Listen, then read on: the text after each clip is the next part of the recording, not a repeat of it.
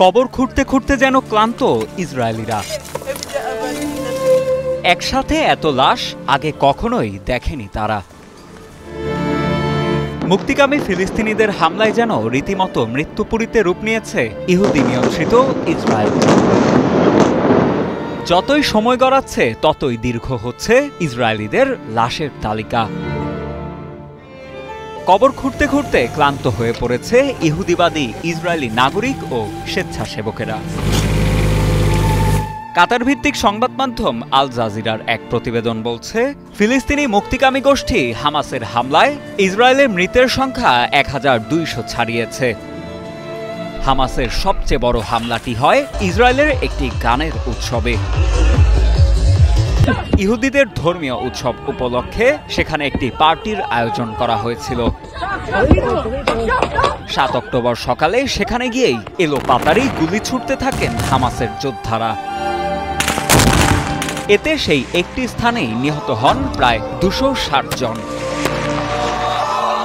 ইসরায়েলে হামাসের হামলায় মৃতদের মধ্যে সাধারণ মানুষের সংখ্যাই সবচেয়ে বেশি।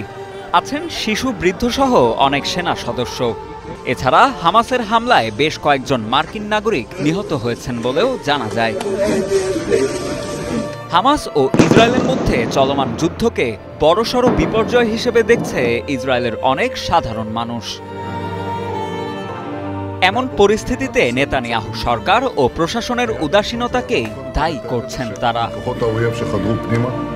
কোনো পূর্ব সতর্কতা ও হুমকি ধামকি ছাড়া হঠাৎ করেই ৭ অক্টোবর সীমান্ত প্রাচীর ভেঙে ইসরায়েলের ভেতর ঢুকে পড়েন হামাসের হাজারো মুক্তিকামী যোদ্ধা। অতর্কিত সেই হামলার মাধ্যমে মাত্র ২০ মিনিটের ব্যবধানে ইসরায়েলের বিভিন্ন স্থান ও অবকাঠামো লক্ষ্য করে ৫,০০০ রকেট ছোড়ে হামাস। রকেট নিক্ষেপের সাথে সাথেই ইসরায়েলে প্রবেশ করতে শুরু করে হামাসের যোদ্ধারা।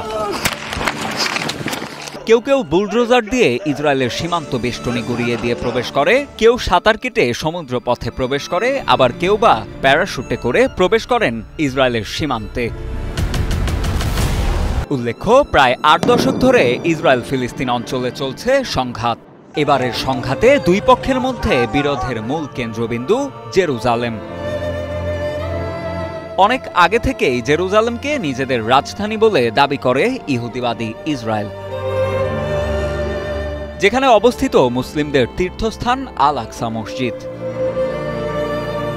চলতি রমজানে পুলিশের বাড়াবাড়ি এবং আদালতের মাধ্যমে কয়েকটি ফিলিস্তিনি পরিবারকে উৎখাতের বিতর্কিত একটি তৎপরতা নিয়ে শুরু হয় নতুন দফার বিরোধ।